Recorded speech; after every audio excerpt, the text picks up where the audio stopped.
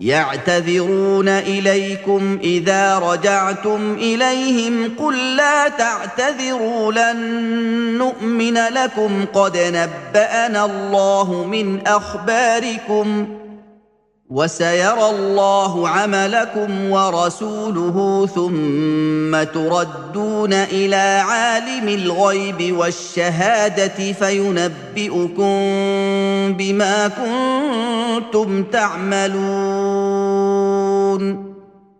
سيحلفون بالله لكم إذا انقلبتم إليهم لتعرضوا عنهم فأعرضوا عنهم إنهم رجس ومأواهم جهنم جزاء بما كانوا يكسبون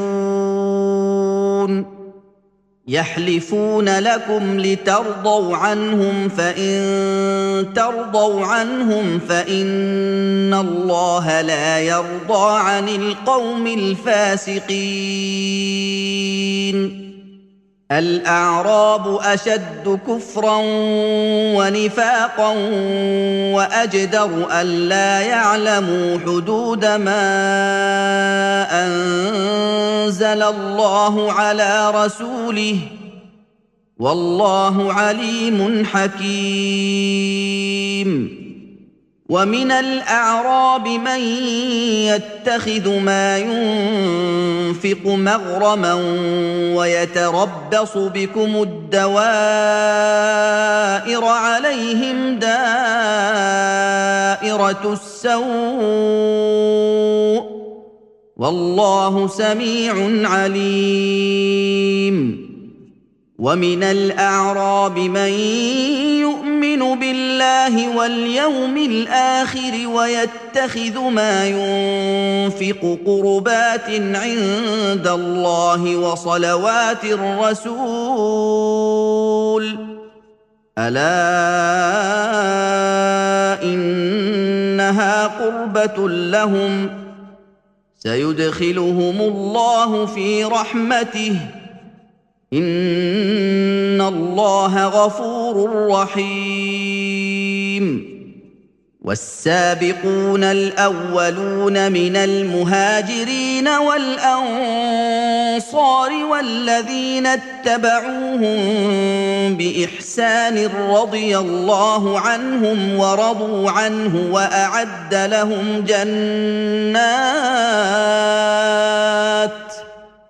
وأعد لهم جنات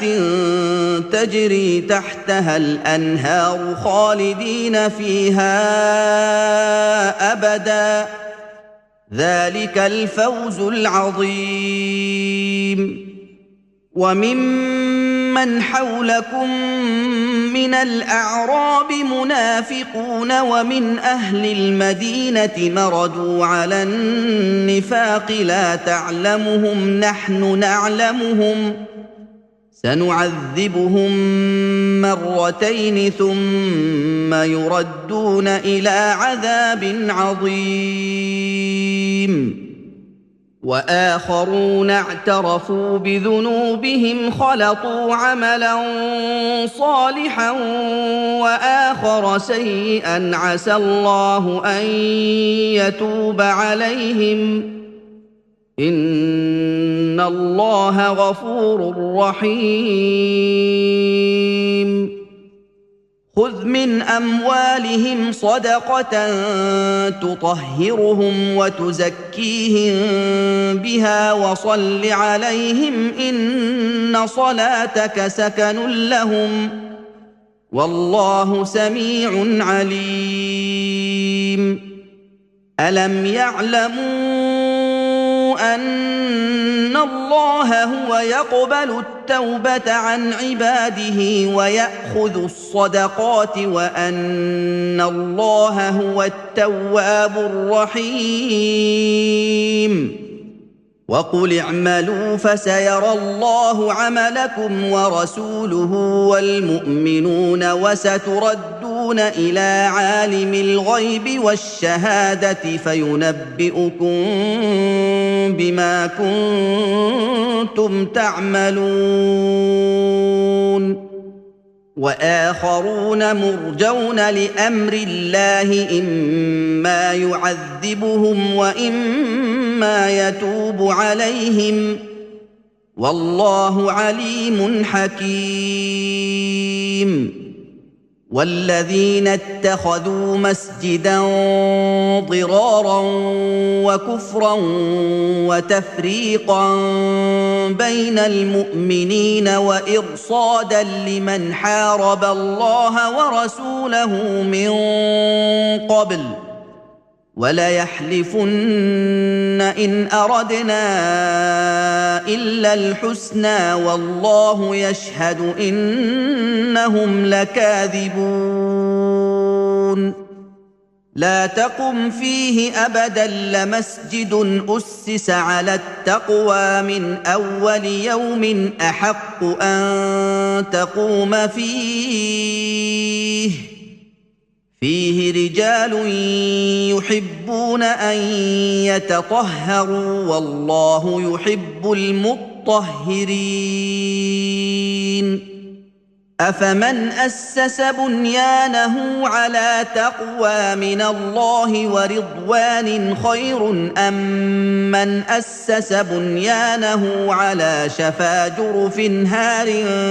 فانهار به في نار جهنم والله لا يهدي القوم الظالمين لا يزال بنيانهم الذي بنوا ريبة في قلوبهم إلا أن تقطع قلوبهم والله عليم حكيم إن الله اشترى من المؤمنين أنفسهم وأموالهم بأن لهم الجنة يقاتلون في سبيل الله فيقتلون ويقتلون وعدا عليه حقا في التوراة والإنجيل والقرآن ومن أوفى بعهده من الله فاستبشروا ببيعكم الذي بايعتم به وذلك هو الفوز العظيم التائبون العابدون الحامدون السائحون الراكعون الساجدون الآمرون بالمعروف والناهون عن المنكر والحافظون لحدود الله وبشر المؤمنين ما كان للنبي والذين آمنوا أن يستغفروا للمشركين ولو كانوا أولي قربى من بعد ما تبين لهم أنهم أصحاب الجحيم وما كان استغفار إبراهيم لأبيه إلا عن موعدة وعدها إياه فلما تبين له أنه عدو لله تبرأ منه إن إبراهيم لأواه حليم وما كان الله ليضل قوما بعد إذ هداهم حتى يبين لهم ما يتقون إن الله بكل شيء عليم إن الله له ملك السماوات والأرض يحيي ويميت وما لكم من دون الله من ولي ولا نصير لقد تاب الله على النبي والمهاجرين والأنصار الذين اتبعوه في ساعة العسرة من بعد ما كاد يزيغ قلوب فريق منهم ثم تاب عليهم إنه بهم رءوف رحيم. وعلى الثلاثة الذين خلفوا حتى إذا ضاقت عليهم الأرض بما رحبت وضاقت عليهم أنفسهم وظنوا أن لا ملجأ من الله إلا إليه ثم تاب عليهم ليتوبوا إن الله هو التواب الرحيم. يا أيها الذين آمنوا اتقوا الله وكونوا مع الصادقين. ما كان لأهل المدينة ومن حولهم من الأعراب أن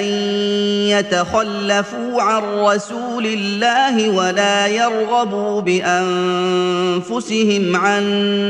نفسه، ذلك بأنهم لا يصيبهم ظمأ ولا نصب ولا مخمصة في سبيل الله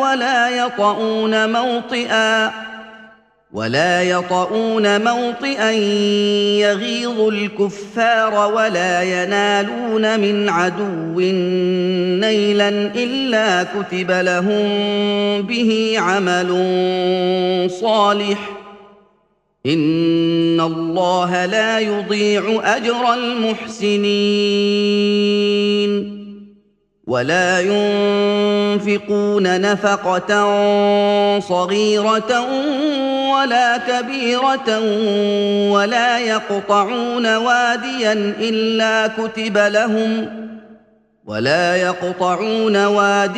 إلا كتب لهم ليجزيهم الله أحسن ما كانوا يعملون. وما كان المؤمنون لينفروا كافة فلولا نفر من كل فرقة منهم طائفة ليتفقهوا في الدين ولينذروا قومهم إذا رجعوا إليهم لعلهم يحذرون. يا أيها الذين آمنوا قاتلوا الذين يلونكم من الكفار وليجدوا فيكم غلظة واعلموا أن الله مع المتقين. وإذا ما أنزلت سورة فمنهم من يقول أيكم زادته هذه إيمانا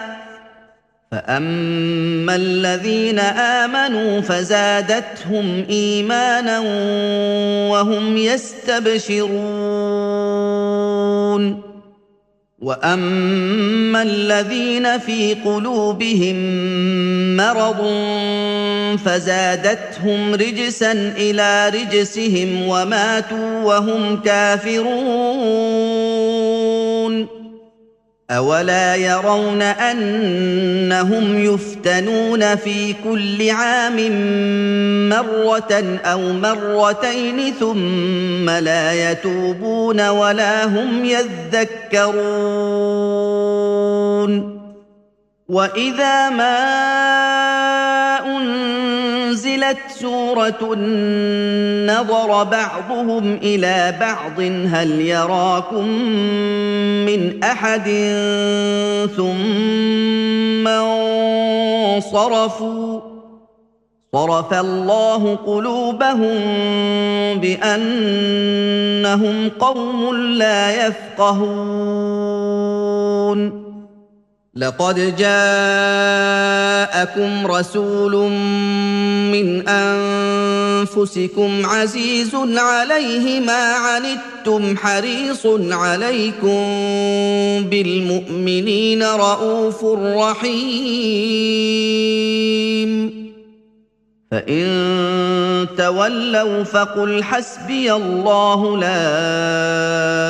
إله إلا هو عليه توكلت وهو رب العرش العظيم بسم الله الرحمن الرحيم ألف لام را تلك آيات الكتاب الحكيم أكان للناس عجبا أن أوحينا إلى رجل منهم أن أنذر الناس وبشر الذين آمنوا أن لهم قدم صدق عند ربهم قال الكافرون إن هذا لساحر مبين إن ربكم الله الذي خلق السماوات والأرض في 6 أيام ثم استوى على العرش يدبر الأمر ما من شفيع إلا من بعد إذنه ذلكم الله ربكم فاعبدوه أفلا تذكرون إليه مرجعكم جميعا وعد الله حقا إنه يبدأ الخلق ثم يعيده ليجزي الذين آمنوا وعملوا الصالحات بالقسط والذين كفروا لهم شراب من حميم وعذاب أليم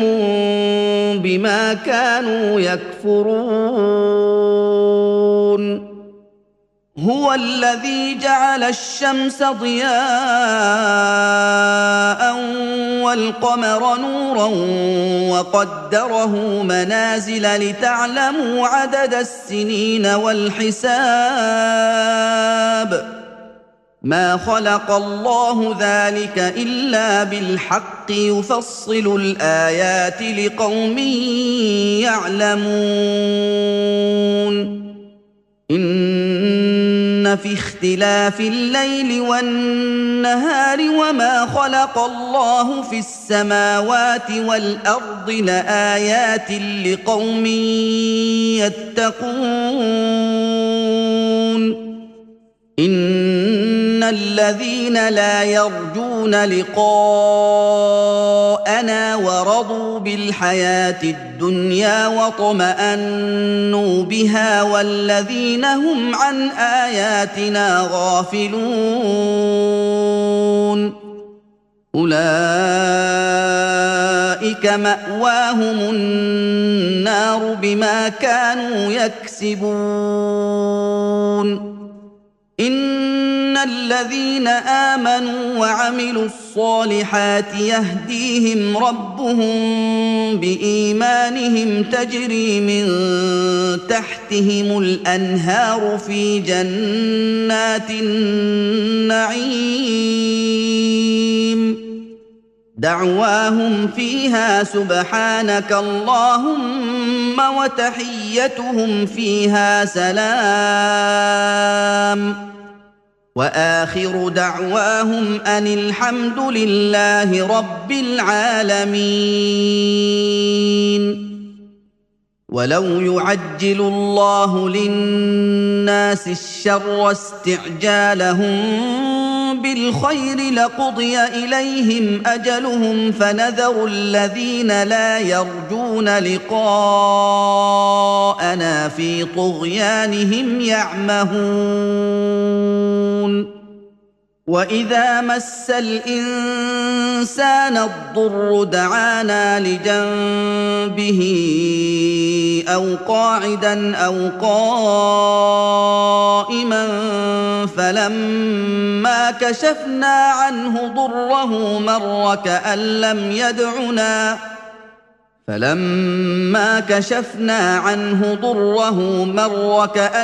يدعنا إلى ضر مسه كذلك زين للمسرفين ما كانوا يعملون ولقد أهلكنا القرون من قبلكم لما ظلموا وجاءتهم رسلهم بالبينات وما كانوا ليؤمنوا كذلك نجزي القوم المجرمين ثم جعلناكم خلائف في الأرض من بعدهم لننظر كيف تعملون وإذا تتلى عليهم آياتنا بينات قال الذين لا يرجون لقاء نأت بقرآن غير هذا أو بدله قل ما يكون لي أن أبدله من تلقاء نفسي إن أتبع إلا ما يوحى إلي إني أخاف إن عصيت ربي عذاب يوم عظيم قل لو شاء الله ما تلوته عليكم ولا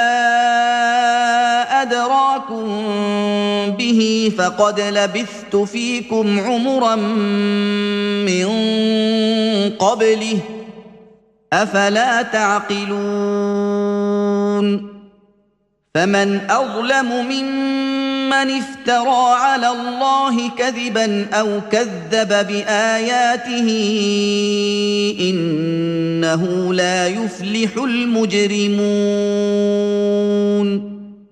ويعبدون من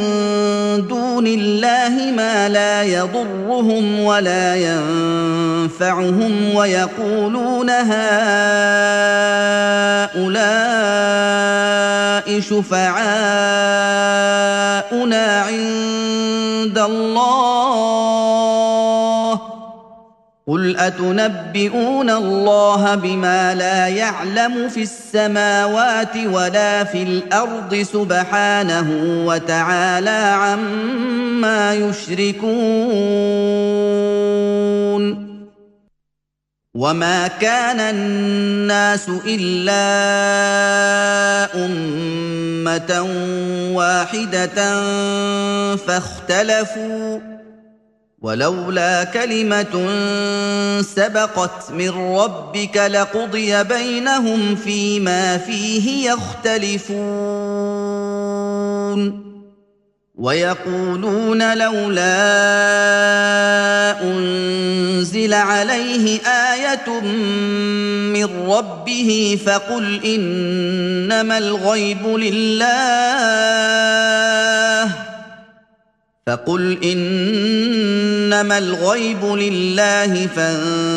فانتظروا إني معكم من المنتظرين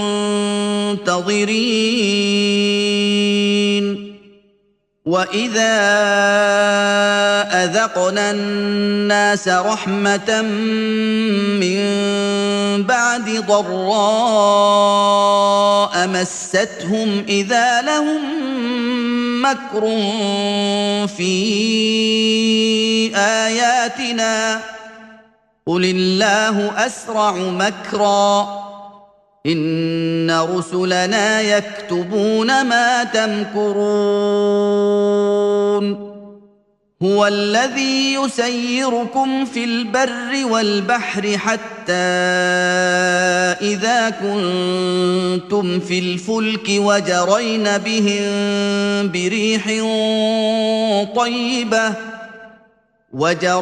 بهم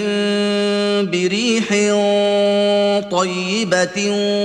وفرحوا بها جاءتها ريح عاصف وجاءهم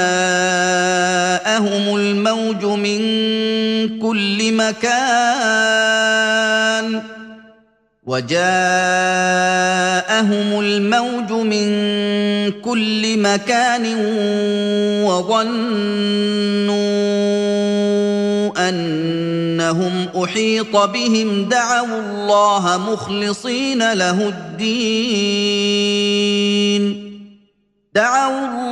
مخلصين له الدين لئن أنجيتنا من هذه لنكونن من الشاكرين فلما أنجاهم إذا هم يبغون في الأرض بغير الحق يا أيها الناس إنما بغيكم على أنفسكم متاع الحياة الدنيا ثم إلينا مرجعكم فننبئكم بما كنتم تعملون إنما مثل الحياة الدنيا كماء إن أنزلناه من السماء فاختلط به نبات الأرض مما يأكل الناس والأنعام حتى إذا أخذت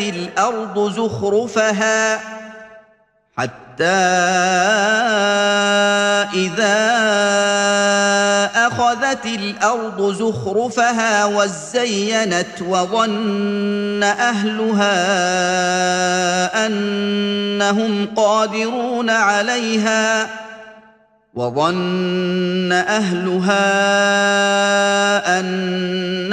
قادرون عليها أتاها أمرنا ليلا أو نهارا فجعلناها حصيدا كأن لم تغن بالأمس كذلك نفصل الآيات لقوم يتفكرون والله يدعو إلى دار السلام ويهدي من يشاء إلى صراط مستقيم للذين أحسنوا الحسنى وزيادة ولا يرهق وجوههم قتر ولا ذلة أولئك أصحاب الجنة هم فيها خالدون والذين كسبوا السيئات جزاء سيئة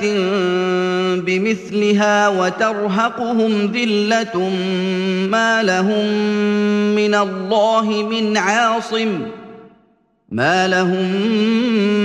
الله من عاصم كأنما أغشيت وجوههم قطعا من الليل مظلما أولئك أصحاب النار هم فيها خالدون ويوم نحشرهم جميعا ثم نقول للذين أشركوا مكانكم أنتم وشركاؤكم فزيلنا بينهم وقال شركاؤهم ما كنتم إيانا تعبدون فكفى بالله شهيدا بيننا وبينكم إن كنا عن عبادتكم لغافلين هنالك تبلو كل نفس ما أسلفت وردوا إلى الله مولاهم الحق وضل عنهم ما كانوا يفترون قل من يرزقكم من السماء والأرض أم من يملك السمع والأبصار ومن يخرج الحي من الميت ويخرج الميت من الحي ومن يدبر الأمر فسيقولون الله فقل أفلا تتقون فذلكم الله ربكم الحق فماذا بعد الحق إلا الضلال فأنى تصرفون كذلك حقت كلمة ربك على الذين فسقوا أنهم لا يؤمنون قل هل من شركائكم من يبدأ الخلق ثم يعيده قل الله يبدأ الخلق ثم يعيده فأنى تؤفكون قل هل من شركائكم من يهدي إلى الحق قل الله يهدي للحق أفمن يهدي إلى الحق أحق أن يتبع أم من لا يهدي إلا أن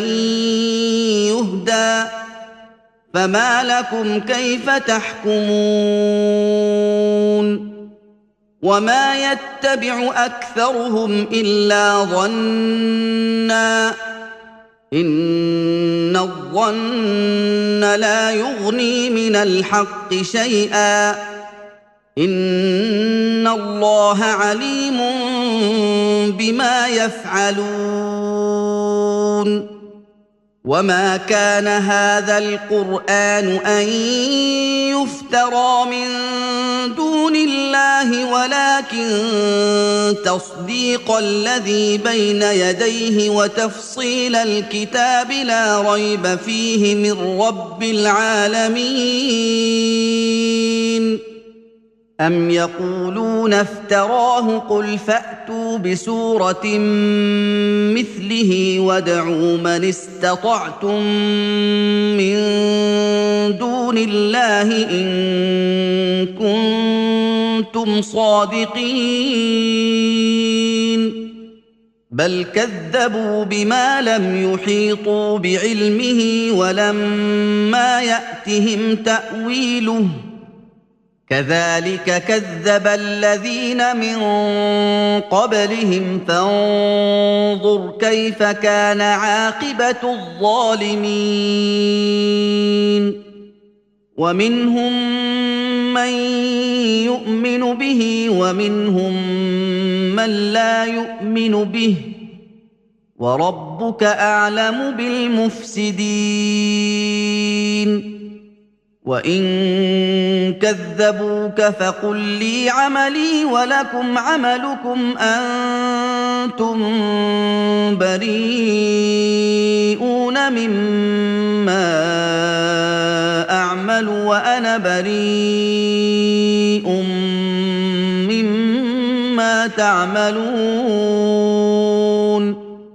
ومنهم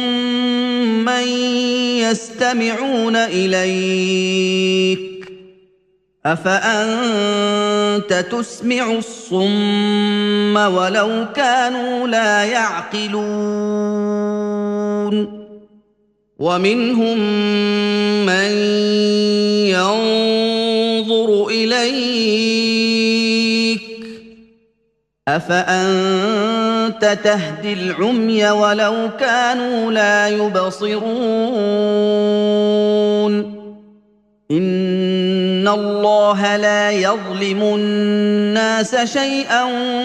ولكن الناس أنفسهم يظلمون ويوم يحشرهم كأن لم يلبثوا إلا ساعة من النهار يتعارفون بينهم قد خسر الذين كذبوا بلقاء الله وما كانوا مهتدين وإما نرينك بعض الذي نعدهم أو نتوفينك فإلينا مرجعهم ثم الله شهيد على ما يفعلون ولكل أمة رسول فإذا جاء رسولهم قضي بينهم بالقسط وهم لا يظلمون ويقولون متى هذا الوعد إن كنتم صادقين قل لا أملك لنفسي ضرا ولا نفعا إلا ما شاء الله لكل أمة أجل إذا جاء أجلهم فلا يستأخرون ساعة ولا يستقدمون قل أرأيتم إن أتاكم عذابه بياتا أو نهارا ماذا يستعجل منه المجرمون أثم إذا ما وقع آمنتم به الآن وقد كنتم به تستعجلون ثم قيل للذين ظلموا ذوقوا عذاب الخلد هل تجزون إلا بما كنتم تكسبون ويستنبئونك أحق هو قل إي وربي إنه لحق وما أنتم بمعجزين ولو أن لكل نفس ظلمت ما في الأرض لافتدت به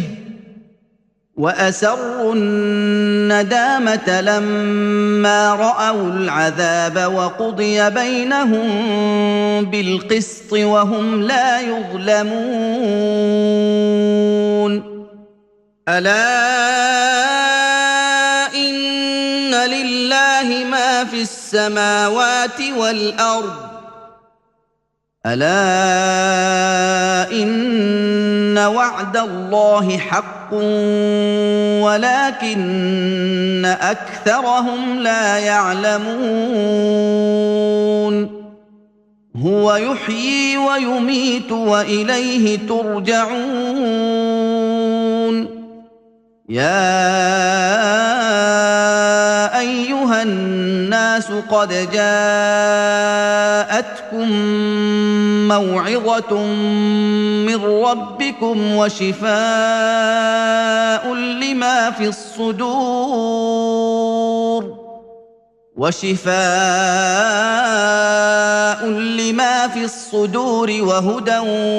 ورحمة للمؤمنين. قل بفضل الله وبرحمته فبذلك فليفرحوا هو خير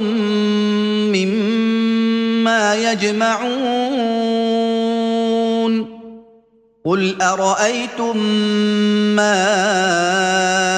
أنزل الله لكم من رزق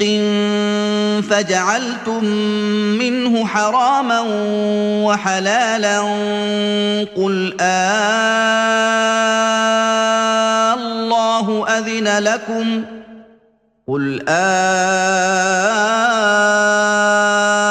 الله أذن لكم أم على الله تفترون.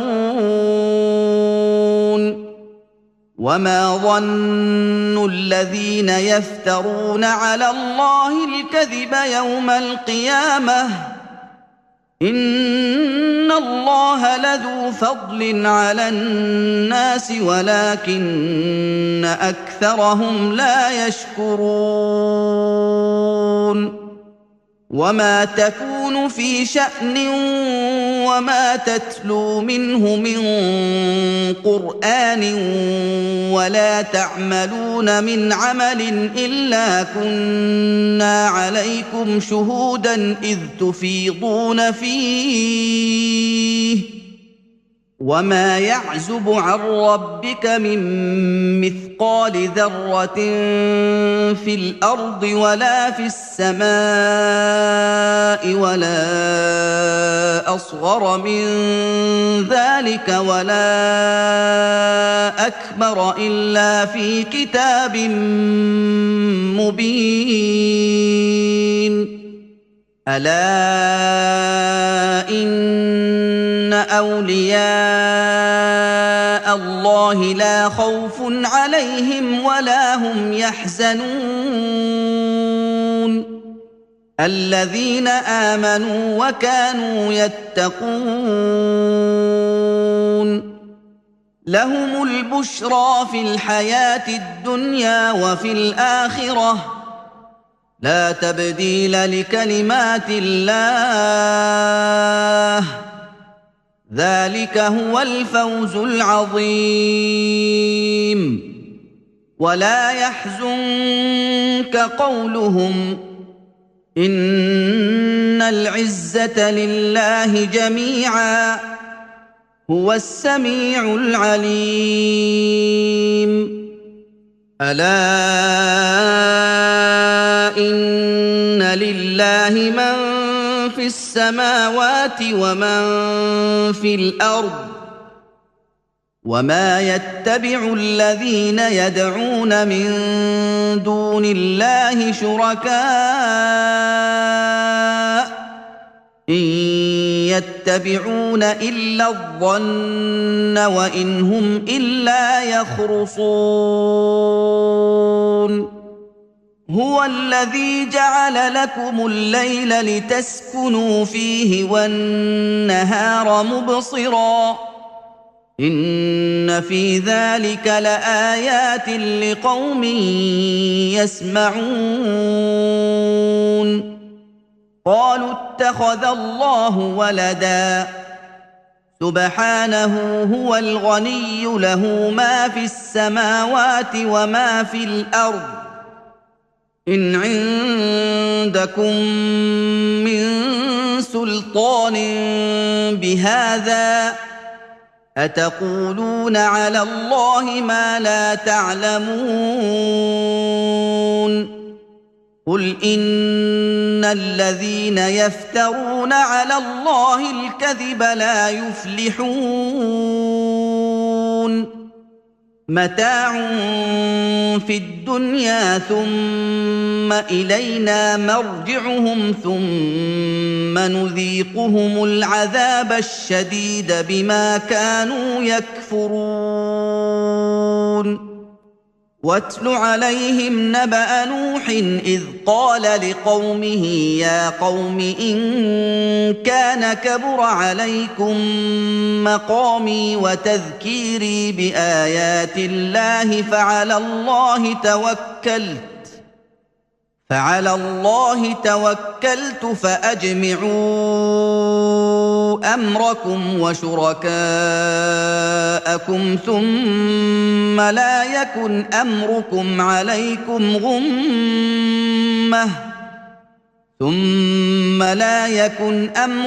عليكم غمة ثم قضوا إلي ولا تنظرون فإن توليتم فما سألتكم من أجر إن أجري إلا على الله وأمرت أن أكون من المسلمين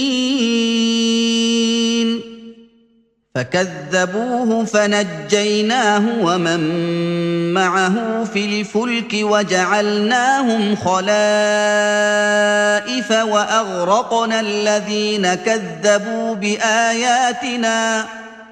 وأغرقنا الذين كذبوا بآياتنا فانظر كيف كان عاقبة المنذرين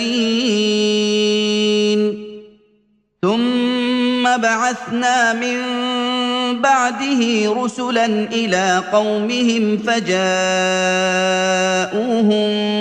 بالبينات فما كانوا ليؤمنوا بما كذبوا به من قبل كذلك نطبع على قلوب المعتدين ثم بعثنا من بعدهم موسى وهارون إلى فرعون وملئه بآياتنا فاستكبروا وكانوا قوما مجرمين فلما جاءهم الحق من عندنا قالوا إن هذا لسحر مبين قال موسى أتقولون للحق لما جاءكم أسحر هذا ولا يفلح الساحرون قالوا أجئتنا لتلفتنا عما وجدنا عليه آباءنا وتكون لكما الكبرياء في الأرض وما نحن لكما بمؤمنين وقال فرعون ائتوني بكل ساحر عليم فلما جاء السحرة قال لهم موسى ألقوا ما أنتم ملقون فلما ألقوا قال موسى ما جئتم به السحر إن الله سيبطله إن الله لا يصلح عمل المفسدين ويحق الله الحق بكلماته ولو كره المجرمون فما آمن لموسى إلا ذرية من قومه على خوف من فرعون وملئهم أن يفتنهم وإن فرعون لعال في الأرض وإنه لمن المسرفين وقال موسى يا قوم إن كنتم آمنتم بالله فعليه توكلوا إن كنتم مسلمين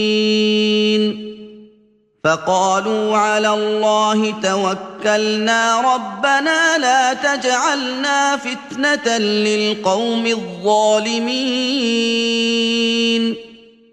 ونجنا برحمتك من القوم الكافرين وأوحينا إلى موسى وأخيه أن تبوأ لقومكما بمصر بيوتا واجعلوا بيوتكم قبلة وأقيموا الصلاة وبشر المؤمنين وقال موسى ربنا إنك آتيت فرعون وملأه زينة وأموالا في الحياة الدنيا ربنا ليضلوا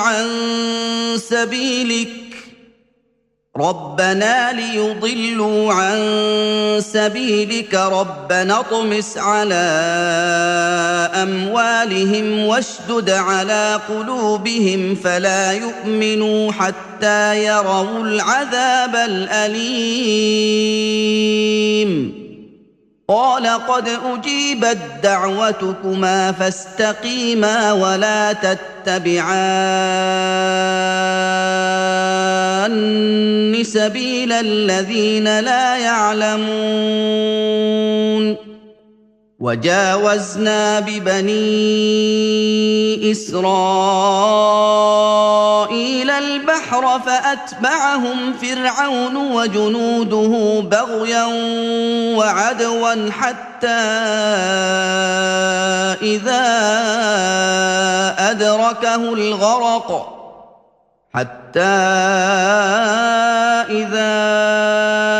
أدركه الغرق قال آمنت أنه لا إله إلا الذي آمنت به بنو إسرائيل قال آمنت أنه لا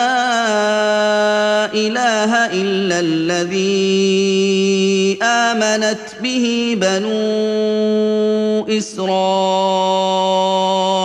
وأنا من المسلمين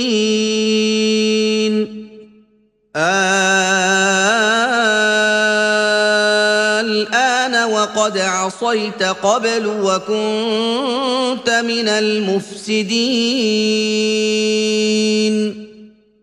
فاليوم ننجيك ببدنك لتكون لمن خلفك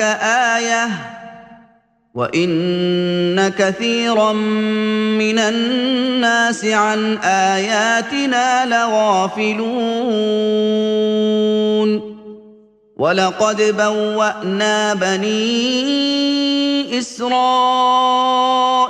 مبوأ صدق ورزقناهم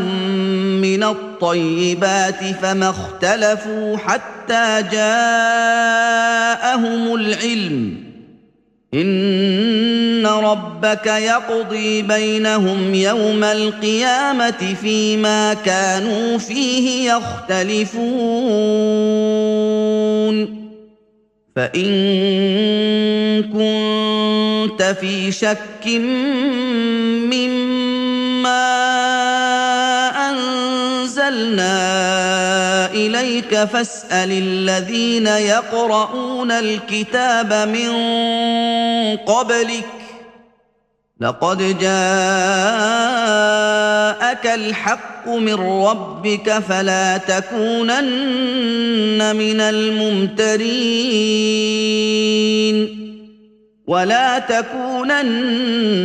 من الذين كذبوا بآيات الله فتكون من الخاسرين الذين حقت عليهم كلمة ربك لا يؤمنون ولو جاءتهم كل آية حتى يروا العذاب الأليم فلولا كانت قرية آمنت فنفعها إيمانها إلا قوم يونس لما آمنوا كشفنا عنهم عذاب الخزي في الحياة الدنيا ومتعناهم إلى حين ولو شاء ربك لآمن من في الأرض كلهم جميعا أفأنت تكره الناس حتى يكونوا مؤمنين وما كان لنفس أن تؤمن إلا بإذن الله ويجعل الرجس على الذين لا يعقلون قل انظروا ماذا في السماوات والأرض وما تغني الآيات والنذر عن قوم لا يؤمنون فهل ينتظرون إلا مثل أيام الذين خلوا من قبلهم قل فانتظروا إني معكم من المنتظرين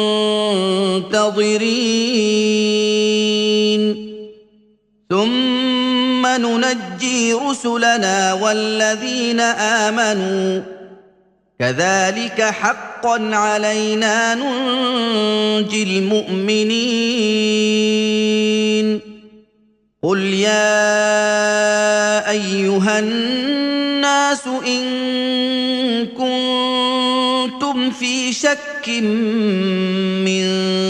ديني فلا أعبد الذين تعبدون من دون الله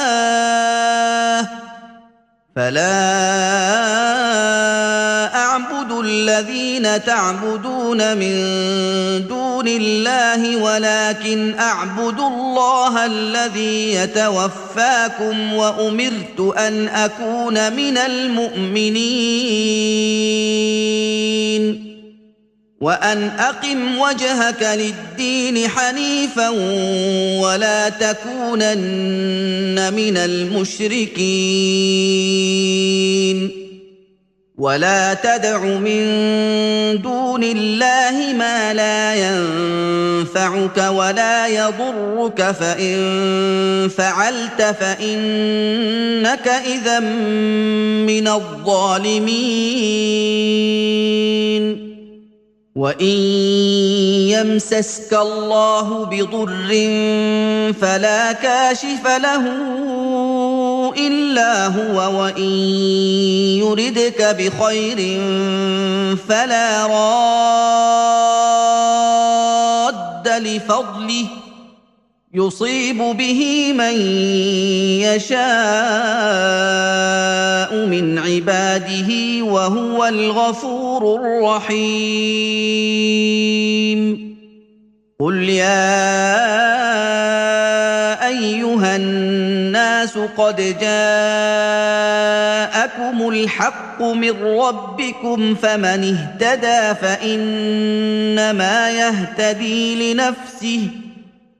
فمن اهتدى فإنما يهتدي لنفسه ومن ضل فإنما يضل عليها وما أنا عليكم بوكيل واتبع ما يوحى إليك واصبر حتى يحكم الله وهو خير الحاكمين بسم الله الرحمن الرحيم ألف لام را كتاب أحكمت آياته ثم فصلت من لدن حكيم خبير ألا تعبدوا إلا الله إنني لكم منه نذير وبشير وأن استغفروا ربكم ثم توبوا إليه يمتعكم متاعا حسنا إلى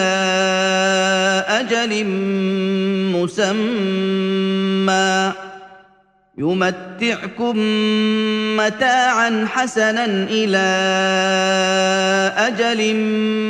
مسمى ويؤت كل ذي فضل فضله وإن تولوا فإني أخاف عليكم عذاب يوم كبير إلى الله مرجعكم وهو على كل شيء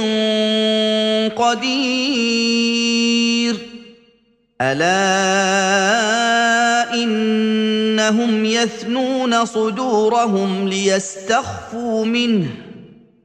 ألا حين يستغشون ثيابهم يعلم ما يسرون وما يعلنون إنه عليم بذات